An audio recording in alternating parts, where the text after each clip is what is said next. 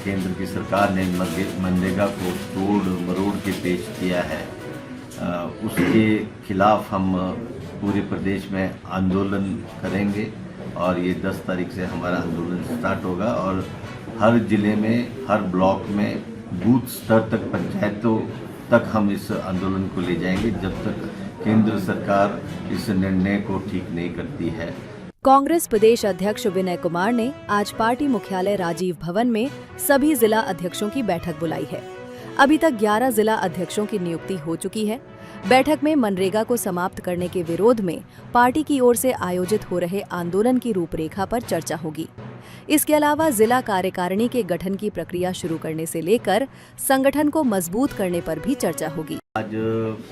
पूरे हिमाचल में जो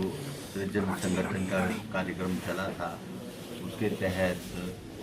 जिला अध्यक्षों की नियुक्ति हुई है और 12 जिलों में सिर्फ 2 अध्यक्ष लगने बाकी है, बाकी सभी की नियुक्ति हो चुकी है और इसमें खास करके सभी वर्गों का ध्यान रखा गया है। इसमें युवाओं को इसमें महत्वता दी गई है, इसमें महिलाओं को महत्वता दी गई है और इसमें दलित लोगों को भी महत्वता दी गई है और सभी वर्गों को इसमें शामिल किया गया है। और ये पहली बैठक है जो हमने आज कॉल की है। सभी डिस्ट्रिक्ट प्रेसिडेंट्स यहाँ मौजूद है और हमारा जो मेन उद्देश्य है वो मनरेगा को लेकर है। जिस तरह से केंद्र की सरकार ने मनरेगा को तोड़ मरोड़ के पेश किया है, उसके खिलाफ हम पूरे प्रदेश में आंदोलन करेंगे और ये 10 तारीख से हमारा आंदोलन स्टार्ट होगा और हर जिले में, हर ब्लॉक में, बूथ स्तर तक, पंचायतों तक हम इस आंदोलन को ले जाएंगे जब तक केंद्र सरकार इस निर्णय को ठीक नहीं करती है। और साथ में ही जो हमने मांग की है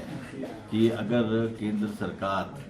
हमारे इस मनरेगा के जो उन्होंने निर्णय लिया है, जो गलत तरीके से उसको तोड़ मरोड़ के पेश किया है, अगर उस निर्णय को वापस नहीं लेती है तो ये आंदोलन और बढ़ सकता है और हम इसको गति देंगे और बूथ लेवल तक हम इस आंदोलन को ले जाएंगे और सभी प्रदेशवासियों को समझाएंगे कि किस तरह से उनके अधिकारों का हनन केंद्र की सरकार ने किया है। तो इसी संदर्भ में हमने ये बैठक आज रखी। ये जो आंदोलन हम कर रहे हैं, इसमें कांग्रेस के लोग हमारे डिस्ट्रिक्ट्स में भी हैं, ब्लॉक्स में भी है और सभी चुनाव क्षेत्रों में हैं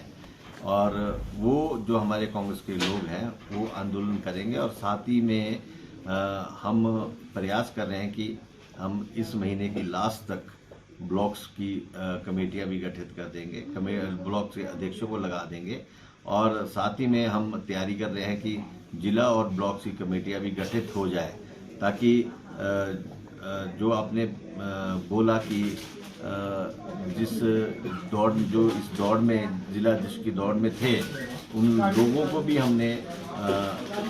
एडजस्ट करना है, उन्हें अच्छी पोस्ट पे एडजस्ट करना है। कुछ लोगों को डिस्ट्रिक्ट में करना है, कुछ लोगों को प्रदेश में करना है, तो सभी